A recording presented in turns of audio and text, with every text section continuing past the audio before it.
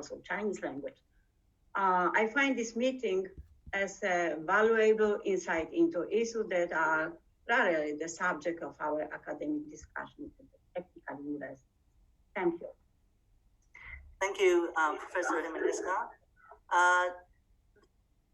This lecture will last for 1 hour and a half. During the lecture, Professor Zhang will explain why learning Chinese can be a difficult experience and how to make teaching and learning Chinese as a foreign language more enjoyable and easier.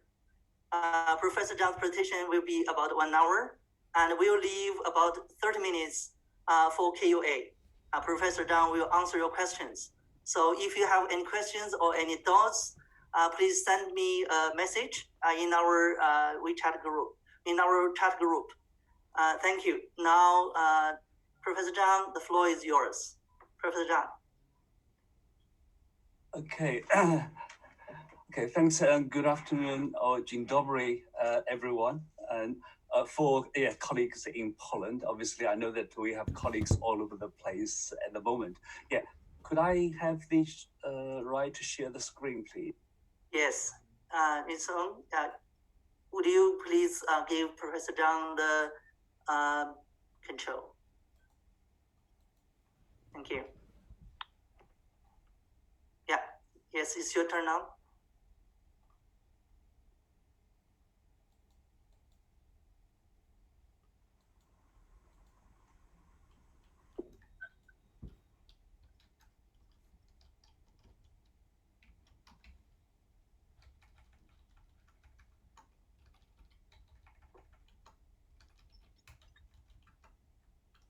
Okay, Professor Zhang, you are muted. Please turn on your mic. Okay, yeah. Could everyone see the screen? Yes. Okay, right. Yes. Okay, thanks for the kind introduction. And well, I think it's quite an interesting topic in a way, yeah. And the Chinese is a mother tongue, but I think I'm speaking to an audience. I think none of us whose first language probably is English, if I'm right, for today. So we're all coming from a very different language background when we talk about English. But because I know that Chinese has something to do with every one of us today, either we are the teachers or mother tongue speakers, or we are the learners of Chinese. So I would like to take this opportunity today in a way to use English and Chinese as examples to illustrate the relative relationship between the language and the implication it has for people who are learning Chinese from a different cultural background. In this case, obviously, most of the times, because of the fact that English is a lingua franca, most people are familiar with it. And this is a typical example today. And, we are just talking to each other, communicate to each other in English. But today it's interesting because we're doing it online, so I won't be able just to interact with you as we would normally be able to do if we do it on site. So I'll be probably doing a bit mono talk for, as Yuntong said, that for about 15 minutes-ish, and then I'll leave enough time for people to ask questions. I think it's more about exchange ideas. What I would like to do today is just to start with the relative, as I said, the relative relationship between the language and the culture, because this has implications, as far as I can see, for language learning, especially when we are adults. Okay, and then I'm just using the English and Chinese as examples in a way to show how the differences, in terms of how the linguistic differences, in fact, also reveal to a certain extent the cultural similarity and differences between the two languages. And then what does it mean, this kind of a similarity difference, what does it really mean for language learning and teaching? And finally, I'll just wrap up. And I can't guarantee that it will be kind of very interesting in a way for you to really get something out of it, but I hope that it will give you some ideas with regard to how these two languages are similar or different in ways, and how we can take something from it with regard to either our learning of Chinese or teaching of Chinese, either or. So hopefully this would cater for majority of the people today, here on this webinar. Now, before I move on, is my speed okay at this rate? Am I speaking clear enough for you? Yes. It's okay. All right. Absolutely perfect. Okay, thank you. Perfect for me. Very well. Very good. Okay. Very well. Good, thank you. Yeah. So first of all, because I'm going to contrast, as I said, two languages and also try to explore the relative relationship between the languages and the culture. So I'll start with very briefly about the culture and the language. Okay, so we all know it's kind of cliche now that language and culture are closely related, but if you define the word culture, there are about over 200 different definitions about culture. So you have C in big C and in the capital C and in the smaller C. So there are different ways. But normally, if you look at the culture, what people actually tend to agree, these are the few very kind of commonly acceptable terms or interpretations for culture. And they're about the way of life, they're about, our outer looks, but also more importantly about attitude and about our beliefs and even sometimes even value system. The reason for that is because we won't be able to function with regard to thinking and even to a certain extent to the behavior without the use of language. So this is, the kind of a close relationship between the two. But obviously, with regard to the culture, and people tend to kind of, believe that the culture is almost like a program. If we're born into the culture, we are more or less accustomed to or conditioned to by the culture in which we grow. Now, mind you that this was kind of a traditional definition in a way that, or with assumption that we are not really in contact with others or in a kind of a relatively stable or enclosed environment, which is no longer the same, especially in Europe, the case, especially in multilingual and multicultural Europe. But if we come from a certain background, if we are used to culture, it does mean that we would interpret things in a certain way. And that affects every single aspect of our life. The easier one is about, the easiest or most obvious example is about, for instance, about food. Okay, so when I was in Poland, when people mention, oh, in Poland we also eat dumplings like jiaozi, so we say, oh, that's interesting. Immediately we would go, and then suddenly find out, okay, although we both use the terms either dumplings or even jiaozi, the real interpretation is slightly different. So you can see the terms and the meanings, they're not exactly the same. But whatever we do, when we talk about the culture, language in many ways provides a kind of a vehicle, especially when we want to understand other people, as well as we want other people to understand us.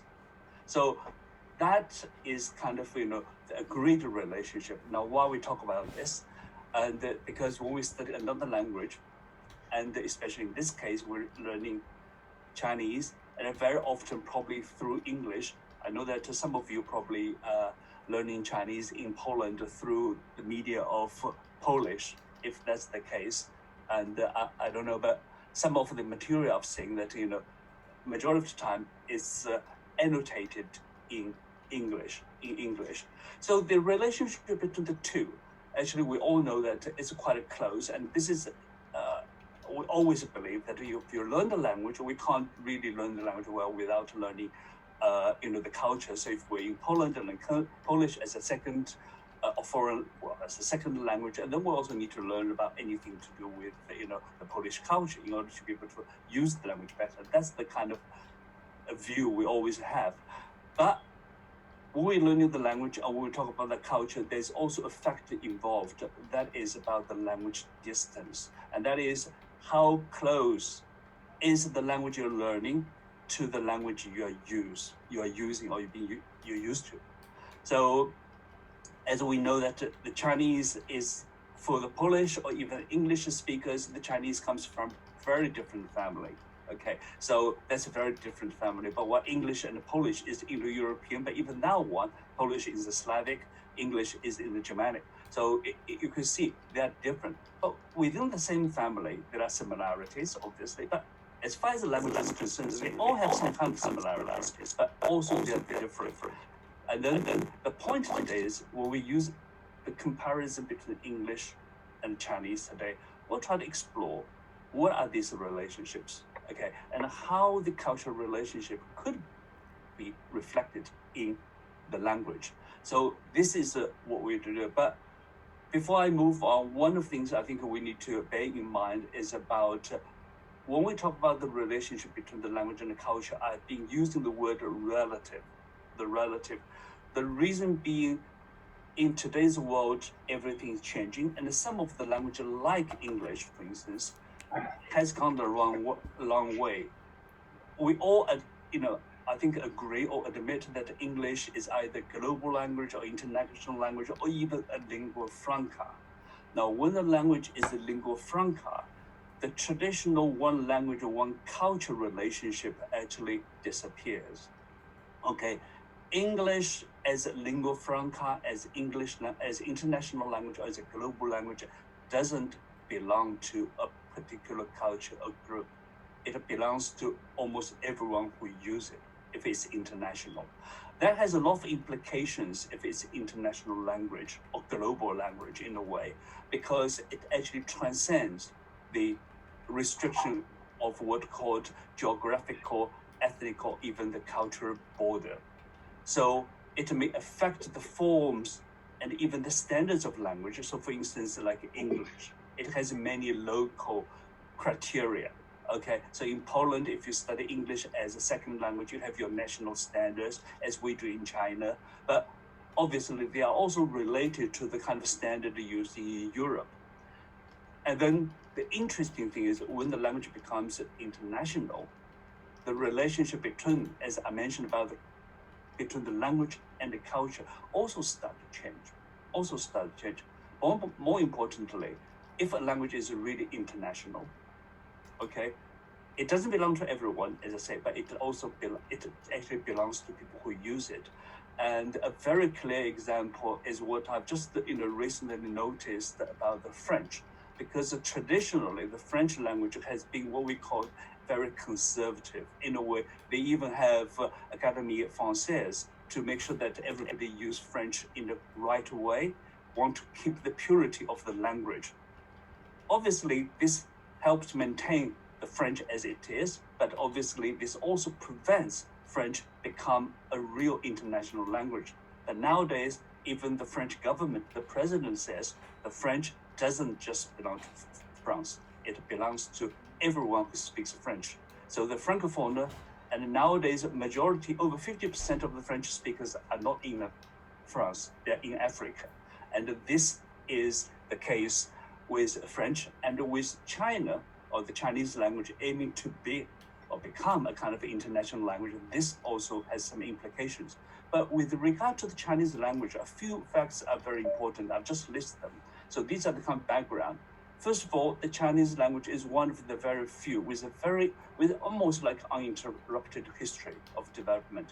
So even the form of the language has changed somewhat over the last, say, 3,000 years since we discovered the language on the oracle and the turtle bones and those kind of things.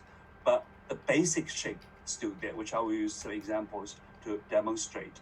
And then the language and also the culture, they actually have a very kind of a closer relationship. They interact with each other. In many ways, the way the Chinese look at things, to do things, is more or less conditioned or influenced by the language itself. And because of this uninterrupted history and because of the Chinese writing also is relatively stable, as is, we say, even if we have a full form and the simplified version of Chinese, we would still be able to read a lot of stuff written many hundred years ago. And this would be quite different if you read the old English, even medieval English, and those kind of things. And the Chinese language has another characteristics, is that yes, it it is kind of stable, but also it has taken in a lot of elements from different parts of the world when interacting with the rest of the world. So in a way, the Mandarin, 普通话, the Chinese we learn today, is not necessarily the real authentic Mandarin actually people speak, say, about 1,000 years ago anymore. And so the vocabulary, it changes quite, especially the vocabulary, because, from the social linguistic point of view, the vocabulary actually changes most rapidly. So the international Chinese, as I said, at the moment, is going, but there are two ways, to understand international Chinese. So it's less relevant here, so I'm not going to mention about the two interpretations of international Chinese education. But when we learn Chinese, or when we teach Chinese, we do need to take this into consideration. Do we learn Chinese as a way to interact with Chinese people only? That is the traditional cross-cultural communication. Or we may be, just like in European case, like today, we are all using English language, but English is none of us, our native language. I and you do not actually need to learn the English history, the American history, the Australian history, the cultures in order to be able to communicate with each other, because we do not have that background, right? If I learn Polish, speak with a Polish native speaker, I need to learn everything about Poland, about the culture. But if I speak Polish with somebody else from different language background, when the Polish is used as a vehicle, as a kind of international, narrowly traditional, the cultural, or even the national borders, that's very different. So we need to bear this in mind, both for the learners and for the teachers. And this is even more so in Europe. Okay, now let's come to the real part of this topic, which is about the contrast or the comparison between the two languages. And as I said, the aim is really to compare them linguistically, but in order to explore the cultural difference and the similarities. Okay, the similarities. With regard to the Chinese, as we know, because as I mentioned, it comes from a different language family, so it's quite different from most of the European languages. And most of European languages, apart from a few others, all belong to the same kind of a language family. In this case, Chinese is different. As some of you start to learn the Chinese, you probably already know. And we know the Chinese is a tonal language, okay? At least, very few of the European languages I have come across and is not tonal. We do have intonation, but you don't really have tones. But then we say, why do the Chinese need tones? The language need tones. And it's also a very visual language. The Chinese is a very visual language. Most of the European languages are kind of phonetic, okay? And some of the languages are more so than others, but the Chinese is not really in that regard. But the Chinese is quite visual, and then especially with the written script of the Chinese characters. I'll talk about and as we move on. And it's the language itself is a kind of a collectivist language as well. That is particularly true with regard to the vocabulary. And also it shows in many other aspects. Now, when we talk about the Chinese culture, majority of people, especially for people from Europe, they will think, oh, the Chinese is a collective culture, while the European is more kind of individualistic. But within Europe, even from country to countries, this individuality also varies. Okay, if you talk to somebody from a Latin background, from Slavic background, they'll be very different as you compare to somebody from Germanic background. But for the language itself, the Chinese is what we also call a procedural language. That's with regard to the syntax. So as you probably notice, I'm going through the different aspects of the language with regard to the phonetics, with regard to its writing, with regard to its lexicology, the vocabulary, with regard to its sentence, its syntax, and finally even the discourse as article or as a whole composition. How do we know? The composition, the way the a composition is formed, in many ways, it also is a very Chinese. So we're going to go through these 5 aspects one by one. First of all, let's look at the phonetics. And if you've just learned the Chinese, or you have already learned, you know that we have these tones, yeah? Pinyin, the Chinese spelling, it's not part of the traditional Chinese. Traditionally, we do have our own way to annotate the sound of a new character we learn, but we never used this these alphabetic letters. This is very much invented, brought in to the Chinese by the missionaries, But I think the first thing people come to is just about the tones. Although in some of the language, like Polish, you do have different symbols to indicate a particular sound or something, but this tone is quite different. But people say, why should the Chinese have tones? Why should the Chinese language have tones? And if you just read through, when you do the pinyin, you probably would understand. When we have this certain number of what we call initials, which sounds like consonants, but not always the case. But also the finals, which are the vowels. When you put them together, the sound combination, the number of the sound combination in Chinese actually are very limited. It's only over 400 different sound combinations. Okay, it's I think 412. And because of this limited number of sound, it makes it quite difficult for people to communicate with just this number of sounds. So the tones becomes additional means to clarify the meaning. And even with the tones, not all the sound combinations will be like this one, would have 4 tones, or with the neutral one, 5 tones. Some of the sound combinations wouldn't have certain tones on it. So that's only altogether probably is about just 1,200. That's all we have. But if you look at the European languages, almost every single word, more or less, is distinctive. So the meaning is much clearer. Now, if I use another example to show, if I say ma, you wouldn't really know what I mean, because it has so many different kind of possibilities with regard to meaning, right? So the sound combination, if you pronounce very correctly, you say ma, you already have put tones on it. Still, there are different possibilities, many, not just 1 or 2. That is quite different from most of the European languages. Okay, so the tones is one way to clarify the meaning, and this is also why it is very important for people to stress, especially the Chinese teachers, to stress the importance of getting the tones right.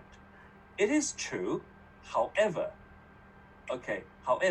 when the sound, or when we say the phonemes, and when the different composition put together, we form the words in the context, the tones become slightly less important, okay? And you can see the reliance of the phonetic unit of each other in order to make sure, your meaning can get across. And as we probably know that, in China, we actually have a lot of people who speak the Chinese in their local dialect, which actually would feature all these correct tones at all. Many people don't speak with correct tones, but it doesn't really prevent them from, understanding each other. One of the reasons is because obviously is the context, and also it's the way you don't actually understand it in a particular environment. So what I want to say is tones is important, but it's to a certain extent. And then also very important, when you speak, the speech obviously occurs in a certain sequence. Okay, so here I use the word order, and that has a lot to do with the syntax. And that word order also helps you to understand what you pronounce in, in a kind of sequence. So that's how people would understand you. But the important thing to bear in mind is that the sound combination like this one, okay, are limited in Chinese, and hence why, if you look at a pinyin unit like this one, it represents a lot of different meanings. Not like when you read a European language and each word, okay, would have more or less its specific meaning. Okay, obviously it can be inflected, you can add everything on it, but it doesn't really stop it. So the Chinese meaning doesn't come out from pinyin. It's only really a symbol to annotate the pronunciation of the Chinese. And for people to understand each other, tones is important, and then the word combination, and then obviously the order, but most important of all is the context. If you are in the context, and then it's more likely for you to be understood, okay? And without the context, and one sentence can be interpreted in many ways. And a few examples, some of the people, if you know Chinese, and you know, say, if I say 鸡吃了, okay, 鸡 is a chicken, 吃 is eat, 了 is aspect, means it's finished, can be interpreted in a number of ways depending on what the context is. So the grammatical structure wouldn't actually be enough to indicate the real meaning of that sentence. So the context for the Chinese is very important. Now, you start to think about the implications with regard to the culture, okay, with regard to the culture. And in English, obviously, it's quite different. As I said, most of the words, apart from the few which we call the puns, so one pronunciation or the same pronunciation may have two spellings, and they may have different meanings, but they are quite limited.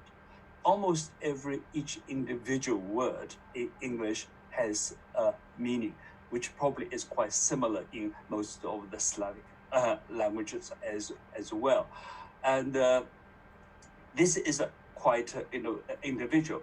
And what I was really amazed that when I was learning English, that you almost have the name to every single object you would have.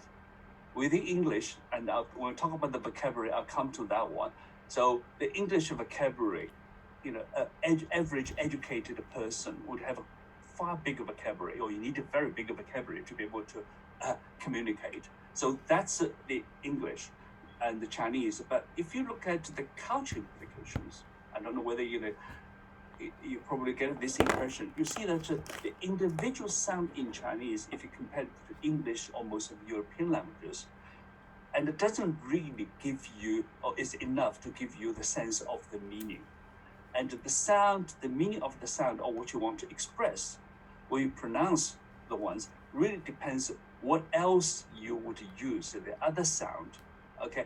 And also the structure, the sentence order, the word order, and the word order in Chinese, in many cases, is absolute, which I'll come to in a minute. And then obviously is the context, okay, in context.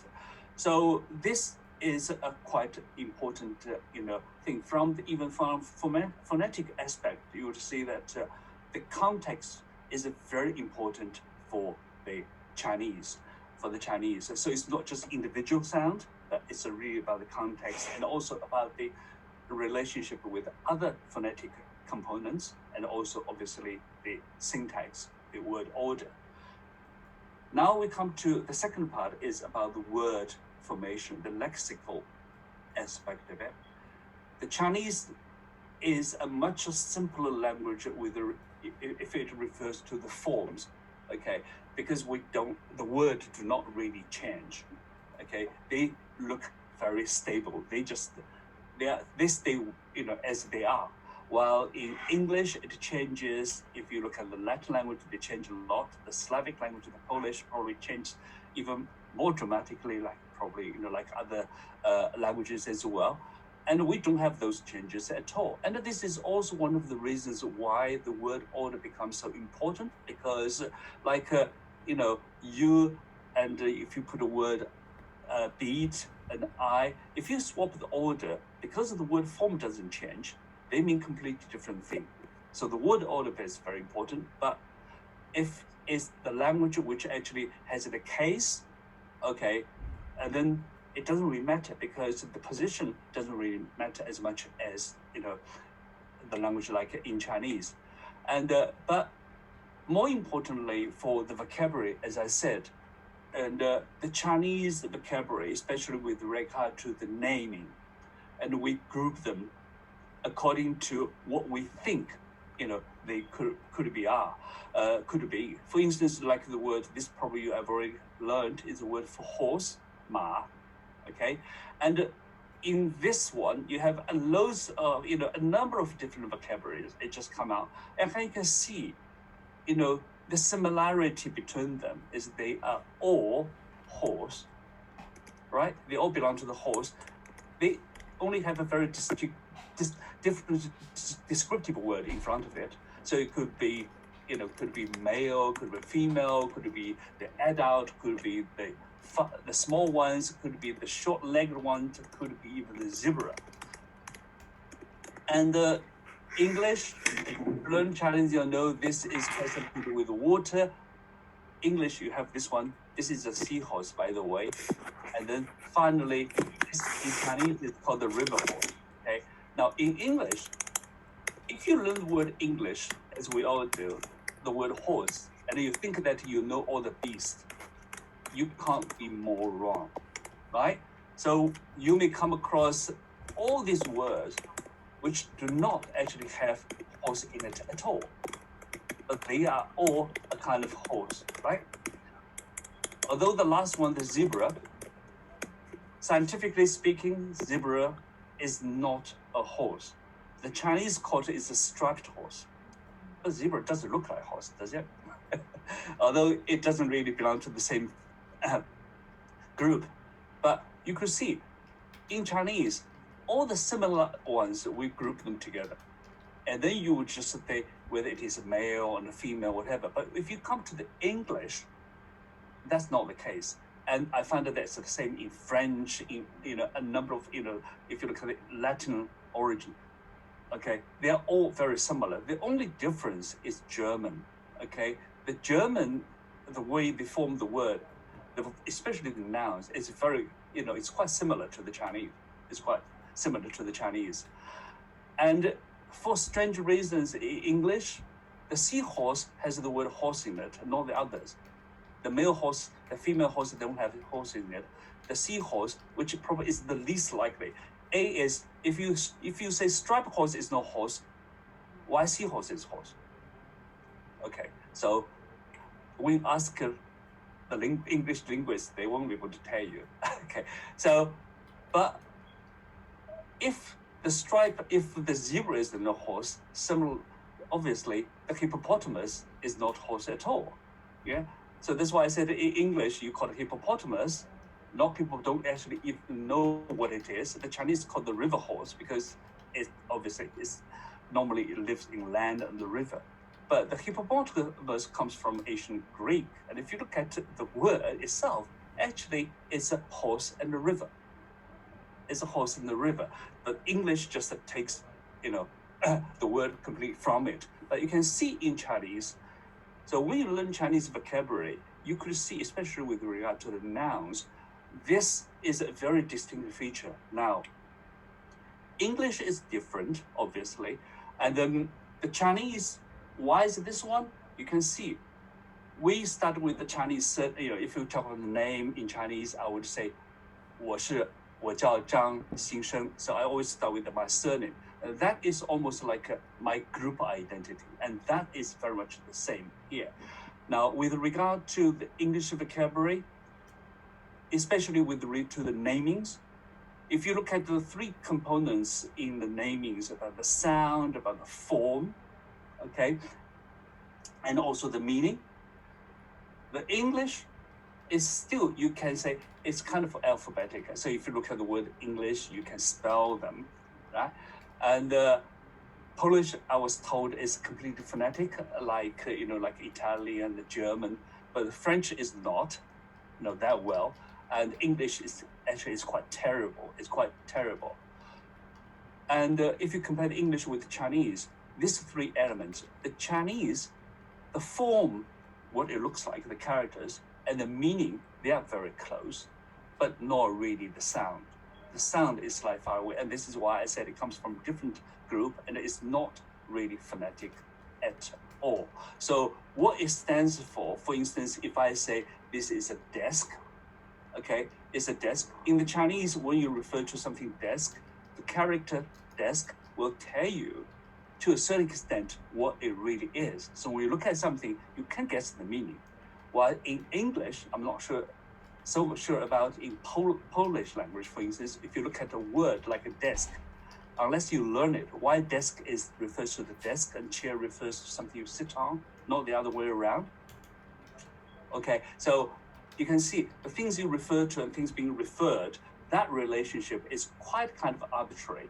While in Chinese, it is not. The reason being the character the Chinese writing traditionally is very much like the ancient, Egyptian hieroglyphic. So there were pictures, and I'll show you some in a minute. And this is the why.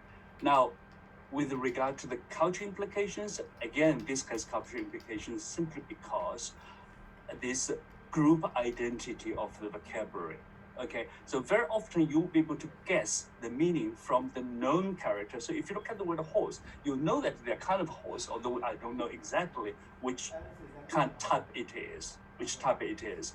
So this is also explains that, for the Chinese to learn languages like, English, and we have to learn a lot of vocabulary in order to be able to use the language.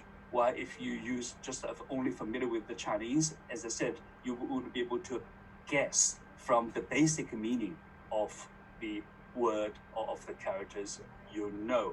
So you can see the group identity is involved as well. And the inflection in English, I think I can skip that one. As I said, in Chinese, we don't actually have a lot of changes at all. English has some kind of changes, but compared with other languages, and it's relatively easy. So I haven't really learned any Slavic language yet, and I've just come across a few words, but I can see, the inflation is so much. You have to remember so much, or you will learn it. But the good thing about that is once you've learned about it, and it really makes the meaning quite clear. While the language, which is very easy in forms, and they are open, very often they open up to different interpretations.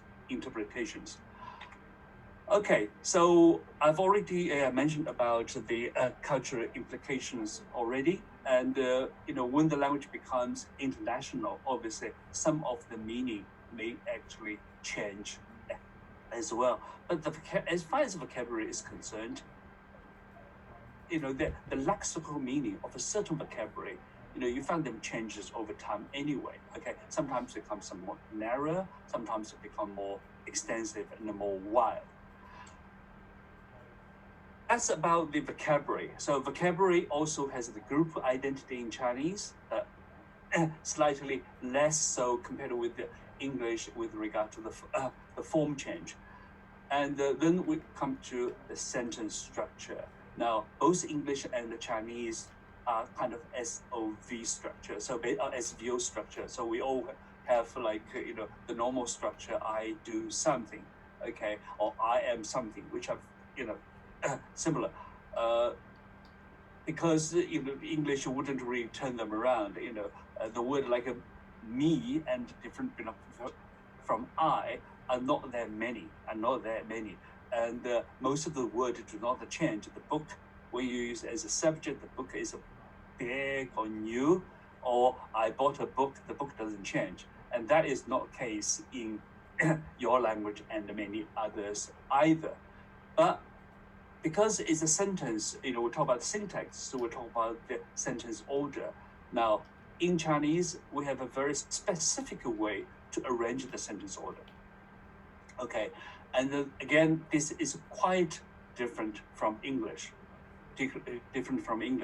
And this is also why when I was learning English, it was so difficult to remember, the sentence order. Nobody was telling me why, and you just have to remember the way it is. People say, this is the way we speak. I give you just example here for you to see. Now, in order for you to understand the sentence structure, I've just colored the different elements. So the English say, I had a meal in the Chinese restaurant in Chinatown last night. Okay, we all understand what it means. Okay, I had a meal in a Chinese restaurant in Chinatown last night. So that's a sentence in English. I'll be interested to see what the Polish will be like when you arrange the sentence. And in most of the European languages, they're quite similar to English, although you can probably move the time in front. We say last night. Yeah, some of the language would put the Chinatown in front of the restaurant. But if you look at the Chinese word order, is I, last night, Chinatown, and then Chinese restaurant, and then eat the food. Okay, so the food, eat the food, it comes at the very end. Now, this proves quite difficult for majority of the for the Chinese learners from the Indo-European language family. Okay, I'm not so sure about the Polish learners of Chinese. For instance, if I want to say, I am studying Chinese in WUT, okay, or I'm teaching Chinese in WUT. In Chinese, how would you say that? And then very often people would say, I teach, and put a WOUT at the very end, because this is how the English is, just like you see at the end. But in Chinese, you've got to put them in front of the word either teach or learn. You have to say, I at WUT learn or teach Chinese. The question, obviously, is why, right? And very often it would say the textbook, the teacher would say, okay, this is the way we arrange the sentence. We always put the subject, we put the time and the place and the verb and the object. This is the order we do. But very few people actually would think about what is the cultural communication, implication, the connotation in it. Now, if you just think about this fact, okay, you had a meal in a restaurant in Chinatown. The question I'm asking is, how would you be able to have the meal? Okay, first of all, do you have to be in the restaurant first before you can have the meal? The answer obviously is yes. If you were not in the restaurant, you wouldn't have had the meal last night. And the second question comes, would you be able to get into the restaurant without arriving in Chinatown first? Okay, you say, even if you're very rich and go there by helicopter, I think it still hovers over the Chinatown before they can drop you in that particular restaurant, right? So in a way, you can see, obviously there's this we talk about space, and also we talk about the time, okay, the time. The time phrase can be in front of I or can be put after I, but normally the time phrase is always before the place. Now, the verb, the action, only took place after being in that particular time slot, and also in that place. So you can see the Chinese sentence structure pretty much follows the natural order of how an action takes place. Okay, so if you think about how you had the meal last night, you would automatically say, I went to the Chinatown and then entered the restaurant and then I had the meal. This is how actually you had the meal, the process. Okay, while in English, it's quite different. Okay, English is much more direct, is I do something, and then where did you do something? You say must be in the restaurant. Where the restaurant is, and you put it in the Chinatown. And then obviously the time either can occur at the very end or you can put it at the very beginning. So you can see the difference between the two structures. That difference also reveals the culture difference, especially with regard to the Chinese. Because the Chinese is, as I explained, is a very much a process-oriented order. The sentence order follows how the process actually, the action takes place. So if you look at the Chinese culture, and everybody from Chinese background would know what I mean. We talk about Tian, which is heaven, which also means time. And then we also talk about the Di, which means a place. And then finally, we talk about Ren, we live between the heaven and earth, okay? But with regard to the order, you can see we come on the last because heaven is at the time, earth is what we live on, and the final is the action, And that has a lot to do with the Chinese culture. So you can see the language itself already explains the particular, the cultural frame, the Tian and, the heaven, the earth, and the people, the relationship. And also you can see between the kind of a community and the individuals, and also how you position the humans yourself. And that occurs in other aspects of the Chinese language with regard to the timing. So we always start from the year, the month, or the day, part of the day, which is either morning or the afternoon, and then you have the hour, you have the minutes, okay? And then English is quite different. If you talk about the place, it's the same. As I said, we have a Chinatown and we have the restaurant. If you just look at the way you write an address on an envelope to send something to either a parcel, a letter somewhere in English, you always say so and so, and then you have the number of a house, and then you have the road, you have the district, the area, you have the city, you have the country at the last. But if you look at how the post office will deal with your letter, it's completely the other way around, right? So they have to make sure that it goes to the right country. Once you get into the country, they need to make sure that the letter or the parcel goes into the right city, and then you would go to the right district, and then the street, and then number of a house. With regard to who received the letter is of the least concern, right? Unless you need that person to sign it, and they would say you have to come out and sign it. So you can see in this kind of instances, the cultural identity is kind of quite obvious. And then the Chinese, the second part of it is about the order. I is missing. Is O-R-D-I, is order. It's not older. It's order. And we always, follow the natural order because we know the early and the night, the year, talk about your age, talk about we have a life, we have death. We talk about all this. The Chinese observe the nature. Observe how things take place around yourself, and also with regard to the certain order, you always put the more senior, the more important thing in front, while you put yourself at the end. So it's basically shows its self.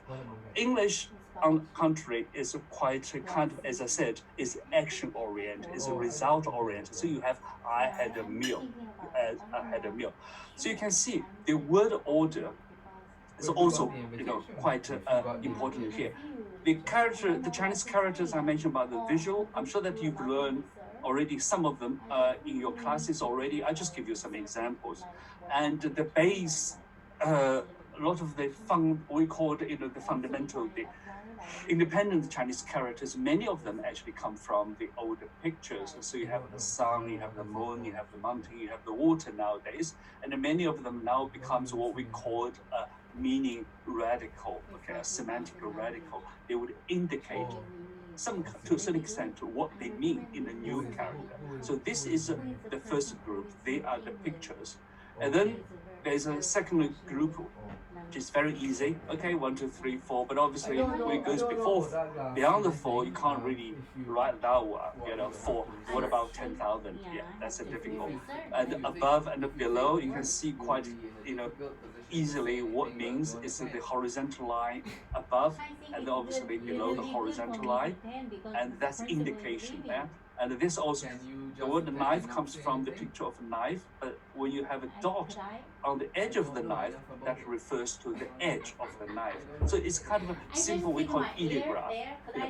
It represents some kind of ideas. And the Chinese obviously do not just use the pictograph only and only see the pictures. Otherwise, all the Chinese will become all painters or artists, which is not the case. And then we have a third group we call it compound ideograph. That is, we put these two components together. You have sun and the moon. If you put next to each other, it becomes a new character. You have a big and a small. You put them together, you have another character. It means a pointed, because it's like a pyramid. If you put it above the dust, it means a soil, it means a dust because it's small particles. So you also have a group of that ones. So you can see it all related to many, to an extent to what I mentioned about the previous one about pictures. And then the ones with pictures now, as I said, they are called the radicals. Mostly they are associated with a meaning. And then you would have what we call the sound component, phonetic component, and you can see this one occurs in every single one of them. But the meaning has something to do with the semantic radical. So the Chinese character, with regard to the phonetic side of it, they do give you some kind of indication of phonetics, but you need to remember what each of these characters stands for. But they are not completely, true to many, in many cases. So because of this, the feature, majority of the Chinese are visual learners. I personally cannot really remember things unless I see it. Okay, and in Chinese, we have people who say, oh, he has a very good memory. The word we say is, oh, he's got a very good memory. As soon as he or she sees it, he or she won't forget it. And we never, hear people say, oh, he or she has very good memory. As soon as, he or she hears it, they will remember it. No. Okay, and we always say seeing is believing, which obviously exists in English as well. But for the Chinese, this is even more so. So this is why, as I said, it has a lot to do with the language we use. Now, nowadays in the technology era, we use mobile phones, we use machine input a lot. We do not write as much as we used to do. And when I was a kid, we were asked to copy the Chinese characters many times in order to be able to reproduce them from the memory. And this is how the way the Chinese learn the language, okay, the young ones. Now, this is copying, and also this is imitation. Now, this actually has a lot, personally, I think, implications on the Chinese as well. And so again, this is also kind of culture related as well. With regard to the innovation, you've got to learn, first of all, to imitate before actually you would be able to innovate and have your personal style. And even if you want to have a personal style, that is not easy. Not everyone would be able to have that. And because of the Chinese characters, with the writing, the character, the word, there is no gap between the words in Chinese, not like in European languages. That sometimes makes the reading quite difficult as well. So for instance, if this sentence can be interpreted, it depends on how you segment the sentence or how much you know about the person you talk about. Okay, so here actually is a person, okay? But as you can see, there are different connotations, different interpretations if you do not segment a sentence in the same way. If you just look at English, the same thing. If English is the same as Chinese or Polish, how do you interpret this sentence? Okay, it's quite interesting. Okay, most people would say this, right? People say, Tom said the teacher is a stubborn donkey.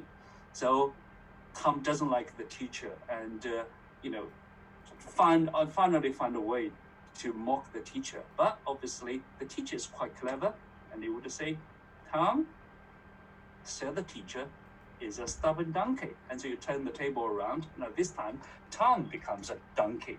Now, here you see, the writing does need something else, other than just knowing the vocabulary only to be able to read. And that has some implications for learning and teaching.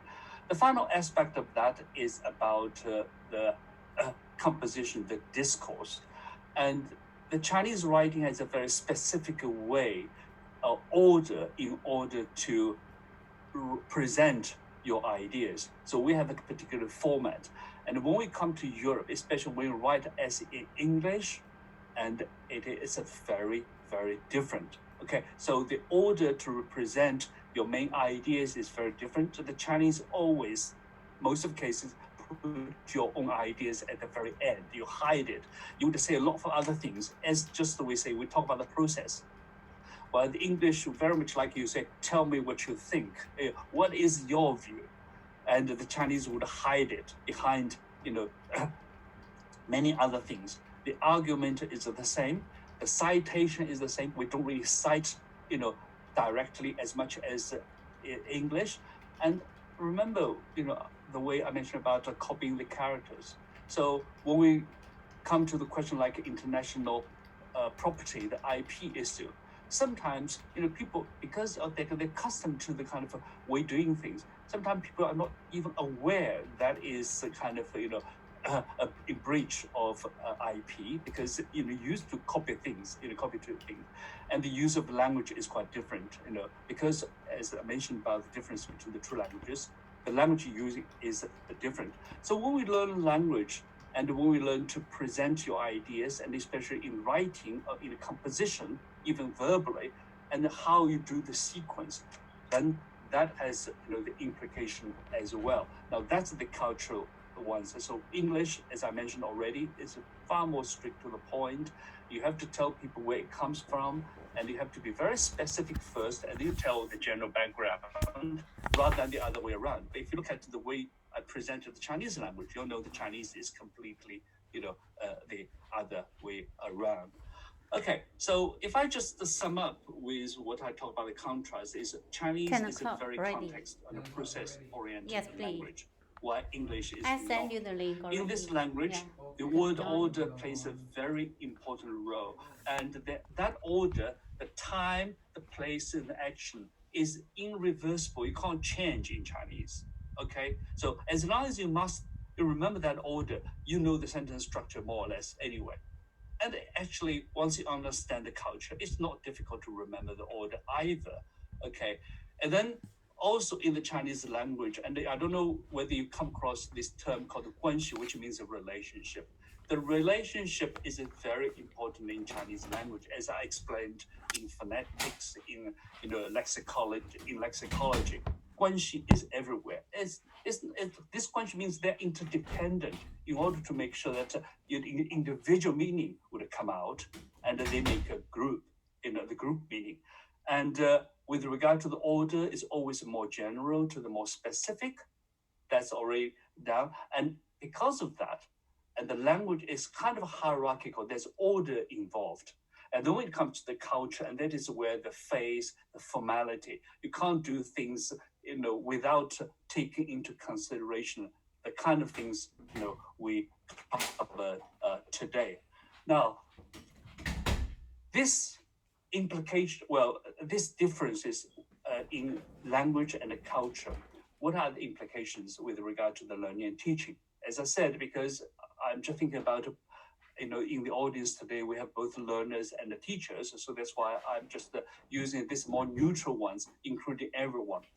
So with regard to the Chinese language and learning and teaching, and for people like us, whom I consider as adult learners, when I use the word adult, I'm not saying that people over the age of 18. We're talking about the language learning process. Normally, when you are kind of become teenagers, but around 15 years old, you are adult learners in a way already, because you already have very firm and first language knowledge, and we get used to it. But when you learn language, the kind of awareness is very beneficial for adult learners. Okay, for adult learners. The reason is because we always compare. What do we use to compare? We always compare with something we are familiar with. Either in your case with Polish language, or even sometimes you use English as a media, you compare with English.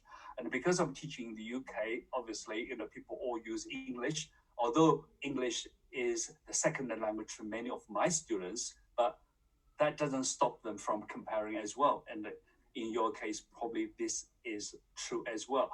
But also it involves how we learn. Not only that we compare, but also we have our knowledge, adult learners, we have our background, we have knowledge, not only one language, probably several other languages, and experience, so on and so forth. lot of those kind of things can be taken into consideration. And this is why this 3CA approach is kind of relevant. And adult, as I say, once you pass the year of 15, you are learning the language more than kind of acquiring a language. When you are younger, you learn language almost without effort. The younger you are, you learn while you play. The older you are, obviously, we have to make an effort to learn. And it's based upon these kind of traits, the characteristics. So we developed this, what we call the 3CA approach. The 3CA approach is basically standard for. The first CA stands for a communicative approach, which is really about what language learning is about. It's we learn the language to be able to communicate either verbally or in writing, right? So that's the fundamental one. And that obviously, it models are still yet very popular communicative approach, widely adopted in language learning and teaching. And although people already talk about post-communicative age era already. The second is comparative. In fact, is contrastive analysis is what actually I just use or demonstrate. The comparison or the contrast is always important for adults. As I say, it's a kind of whimsical idea. It's a fallacy. It's not true that people can learn, adult learner can learn language without comparing. They can't. You got to compare, okay? And otherwise you won't be able to learn. But the communicative approach, traditional one, forget this completely. They think adults are learning the language just like children, which is not the case at all. And the final CA is about the cultural awareness. Language and culture, as I said at the very beginning, are very important, but this culture awareness has two dimensions. One is a cross culture, which obviously is a traditional one culture, one language, one community. And the other one is interculture. Okay, within the interculture environment, the language may belong to the person who speaks or may not. Okay, so you may speak to the native speakers or you may not. So typical example is in Europe. So when the French and the German and the Spanish and the Polish people all together using English to communicate, tell me, how do you, in a way, cross-culturally communicate? It's not. It's more about intercultural communication, kind of awareness of where you come from, how I would be able to use the language with much more tolerance, okay, with using the language. And also, far more importantly, in the language learning, as adult, the participation of adult learners is far more important with regard to the motivations, okay? And we do not learn if we are not properly motivated. So that is this one. And the 3CA compared with the kind of a traditional way Chinese taught in China, okay, as a second language to the people who go to China, study Chinese in China, they start with the structure and then with the function, which is communication. And finally, obviously, they also emphasize the culture. But because they are learning it in China, very much like people learning Polish in Poland, obviously you would learn Polish as it is, how it's communicated, and more importantly, the people who use the language, understandably. But if you learn Polish or learn Chinese or English, outside its culture and language environment, and it's quite a different thing. And you need to be aware of the people, their mother tongue, their culture, their language background, and how they learn, and so on and so forth. So this is why the 3CA order is slightly different. And with regard to the culture, it's more about the culture awareness rather than just focusing on particular culture. Okay, so finally, I just wrap up very quickly. I said just as I said, hopefully you can see the Chinese and the English are different, very different in many ways, and the language itself, in many ways, is culture. But bear in mind, I said, the relationship between the language and culture is relative, particularly so in English. Okay, in English, because English is now a lingua franca, and with the world going to become, especially in Europe, become more and more multicultural or multilingual. So the culture awareness in language learning or intercultural communication competence becomes increasingly important increasingly important. And that's what we need to bear in mind, either when we learn or when we teach. And it is because of that, and we believe that the 3CA has something to contribute to be made use of, either in learning or teaching. Okay, thank you very, very much. I think I've been talking for exactly an hour, and I'll stop here and open up for the questions. Thank you very much.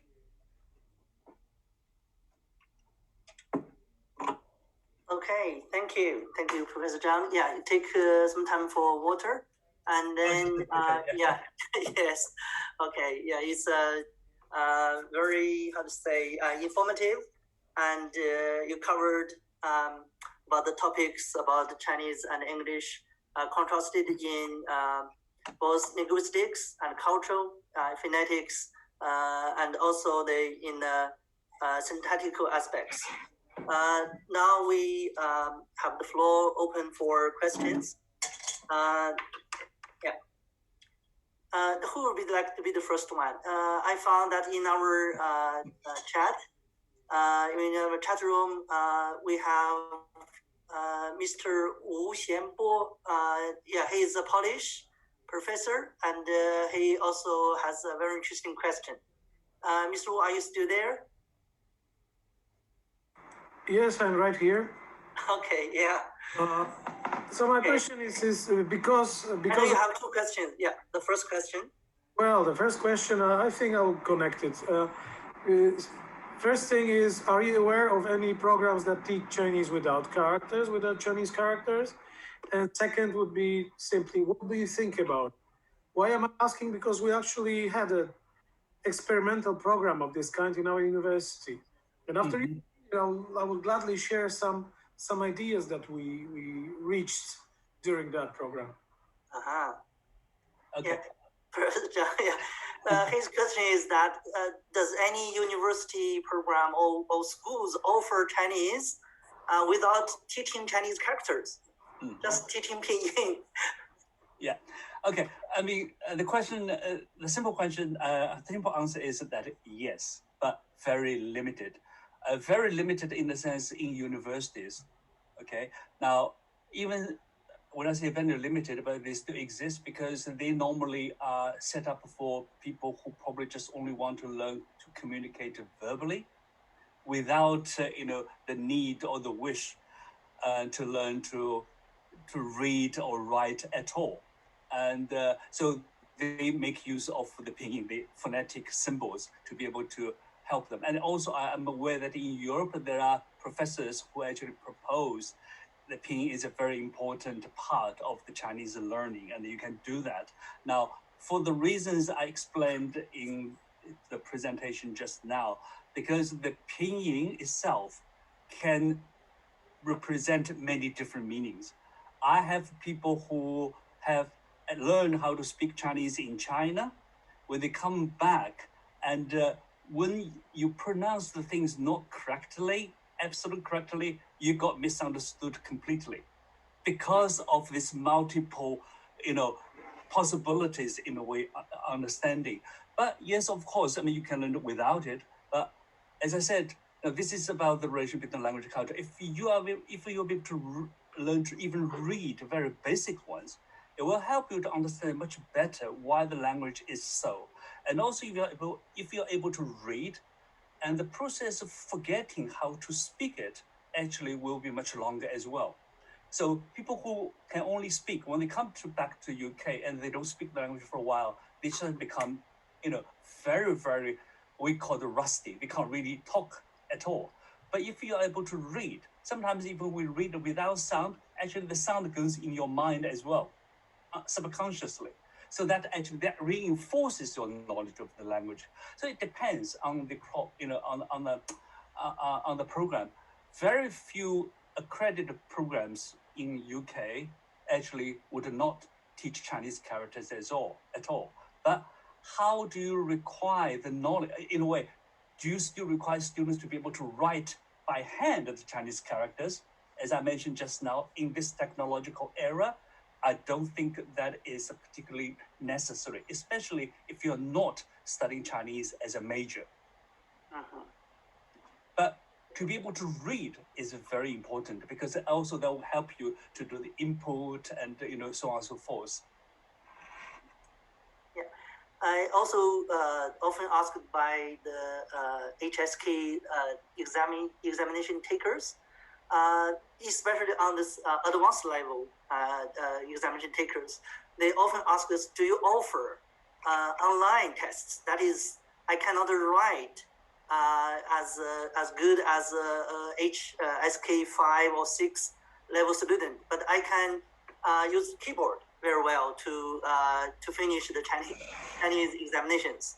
Probably that is also the similar question just now Mr. Wu mentioned. Yes. Okay, thank you. And next question. I got a question from Mi Lai Ke. Yes, he also has a Chinese name. Are you still there? Yes, I am. Yes. A fish tank. Okay. Yeah. Yeah.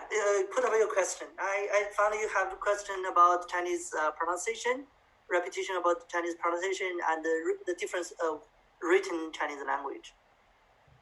Yes, my question was mainly if you have some 2 or 4 character words in Chinese, they often get shortened into fewer characters. And I have noticed that in case of those which are those that are composed of 2 characters, I am not always able to predict which of the characters will be the one that remains when I shorten it, which usually makes sense because to the level I have learned Chinese, it would be the character that has more meaning. But in situations when there are 4 characters and they are shortened into 4 character words, I have often noticed that sometimes it's the first character of both parts, or the second, or first and second and first. And to a person who still has elementary skills, this is quite confusing. So is there method to this craziness? So you mean by sometimes we have the repetition in Chinese idioms or set phrases? I think I'm speaking more like terms such as the flu, like Yugan is the short version. But there is also this 4-character version that I'm not gonna try to pronounce because it's not my level yet. But I have seen such terms in writing, and like zhuozi can be table, but sometimes it's just zhuo when I see it in writing. And I'm wondering if there is a rule or a group of rules which are encompassing that would help me predict when can I use those short versions. Thank you for your question. Yeah. And how to create them.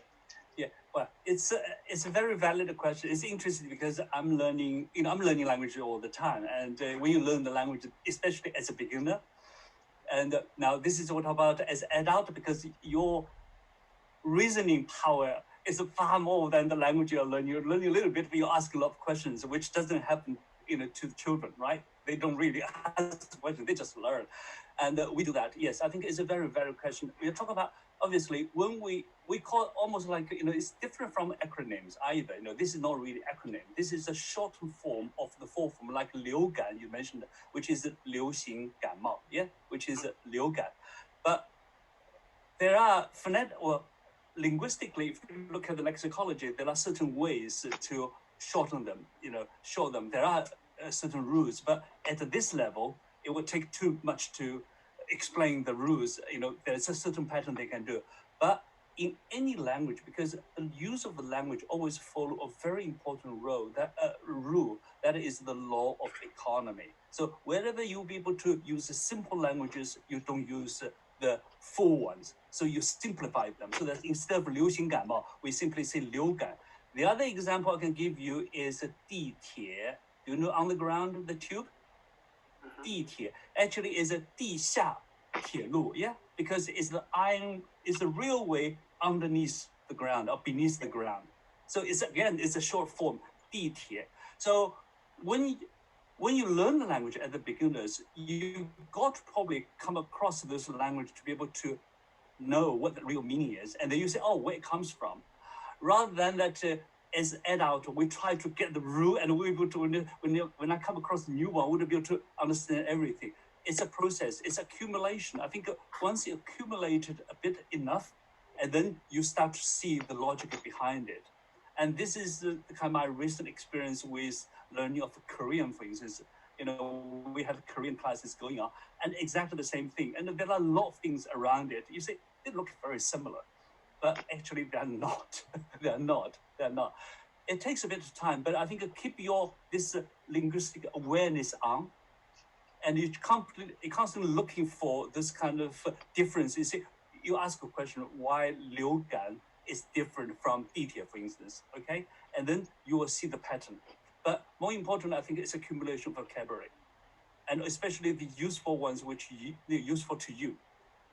Because normally we don't really learn the words which are not really relevant to our life at our stage. Yeah. Okay, thank you. Yeah, that is also has something to say. Like if you want to learn the language, how to say more quickly, or without much confusion. You should have a language like environment.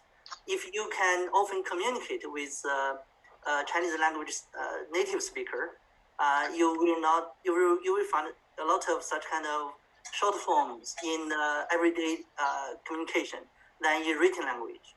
Yeah, just like with the development of social media, a lot of new words are coined from short forms of words in social media by young people.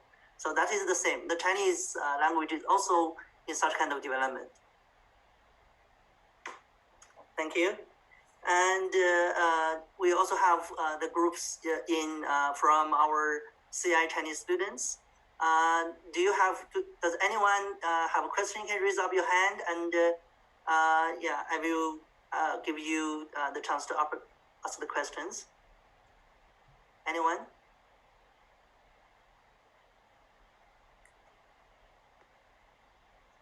Okay, just turn on your microphone and you can speak.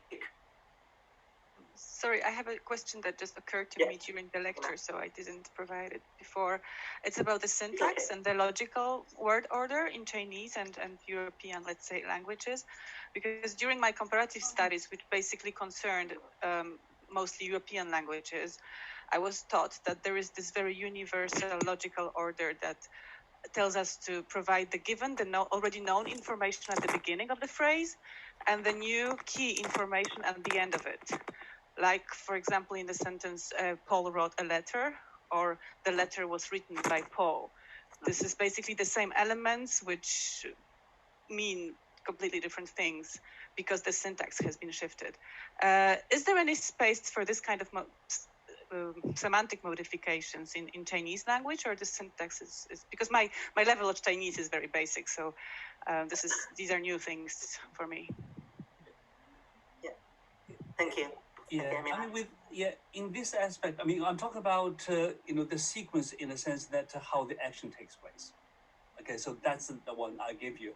But I think with regard to this if you talk about the UG, the universal rule that you start with the given information and leads down to the ungiven. I mean, it's also context-based. For instance, if I'm asking you something, you probably give the unknown information immediately. Depends on what it is. But with regard to the structure in Chinese, we do have that as well. Just like you said, it means the same thing. It depends which part you put your focus on first, so that people can get to know what you want. Yeah. So it depends. For instance, there comes a person or something. That would have to do. Is the place first or the person first? Yeah. Mm-hmm. So that gives you some idea about which one you actually put your emphasis on to draw the attention of other people. All the language would have, even if they're different, but they would have this kind of function. Otherwise, it wouldn't really function very well. Yes. Yeah. But with regard to the sequence of action, in Chinese is non-negotiable. The order I give you is the order you have to observe. Mm-hmm. Yeah, thank you, Professor Zhang. Just now when you mentioned negotiable, that is the part, that is the, how to say, the point that confusing also Chinese learners who study English. When as an English professor, I also found that Chinese students, they have the problems in understanding the English in grammar. I mean, especially like we don't have the forms like tense. And also we don't have past passive voice or active voice. We usually change them by the order of the words, which comes first, just as you have mentioned. So that's also the part that is most difficult to Chinese students who study English. But that is the cultural background they come from. Okay, now we also have questions from our Chinese teachers who teach Chinese to foreigners. Miss Li Zhaohan, are you there? Yes, I'm here. Can you hear me? Yes, I hear clearly. Uh-huh. So Professor Zhang, I have to ask some questions based on teaching. So recently we are learning like verb reduplication, like 吃吃 喝喝 聊聊天 散散步. So one of the students make errors like 我问问了一个同学. So actually the like correct tab should be 问了问. So I have one question is like I should like warn them, don't make those errors before they have those errors shown, or I should talk about these errors after they already made these errors. Yeah. Well, it depends on, personally, I think it depends on the group you teach. This is where you can see teaching Chinese to different groups actually is not the same thing as you teach Chinese in China.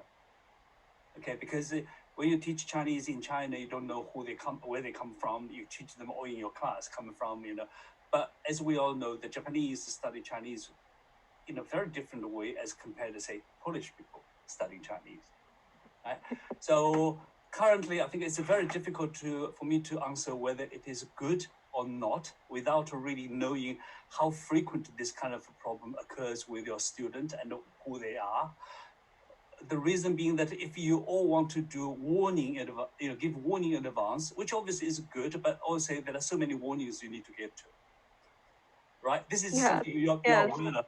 There are many you don't aware, so there are many of them. But if you think that a lot of people, make this kind of mistakes and that can be prevented, and then obviously you need to do something next time. Not necessarily, every time you just notice that and then you just have to take action. Noticing is very important, and then you just, over a period of time say, why is this? Why is this? And then you can also see how they understand, or even sometimes it's the annotation. Very often I found the English explanation has a problem itself, so that people would misinterpret from their language how the Chinese will be used.